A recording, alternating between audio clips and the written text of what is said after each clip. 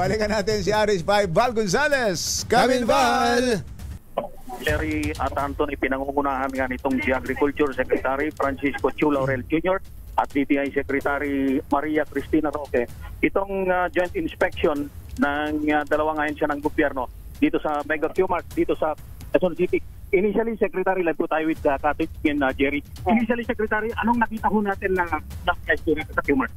Basically, yung truck, sumusunod sila. Yung Lempo, 380, Kasim, Piget, 350. So, sumusunod dito sa vacuum mart. Sa Galunggong naman, 160 per kilo. So, bumaba na yun dahil alam nyo naman, nakaraang buwan, maabot pa ng 280, 260. Yung manok naman, 210, 190 whole. Yung choice cut, 210. Ayun, tama yung presyo nun. Kaya medyo masaya ako na maganda ang presyuhan dito sa Q-Mart.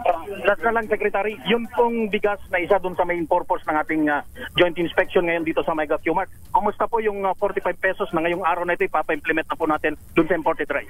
Well, nag-commit naman ang lahat ng stakeholders na sunod sila at alam naman nila na darating itong araw na to.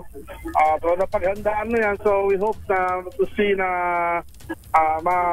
masunod yung ating 45 pesos per kilo dun sa imported rice natin. Pwede bang bumaba po kaya yun, sir? Maasahan ba ng ating mga kababayan? Wag muna ngayon siguro dahil kailangan pag-isipan mabuti dahil naapektuhan yung presyo ng palay eh. So ayusin ho natin. Ngayon ang kailangan natin na sikasuhin yung palay at para sa mga farmers natin. Okay. Maraming salamat si Secretary Francisco Chu Laurel Jr. ng Department of Agriculture at siyempre kasama si Secretary Maria Cristina Roque ng Department of Trade and Industry. Ngayon na naglilibot, galing na doon sa iba pang mga pwesto, pero ang pinakahuli ay yung presyo ng bigas, lalo na yung imported, na siyang titingnan ngayon doon sa pwesto dito mismo sa loob ng Mega Q-Mart sa Cubao, Quezon City. Ako si Val Gonzales, Visa Rates, una sa Pilipinas, una sa Pilipino.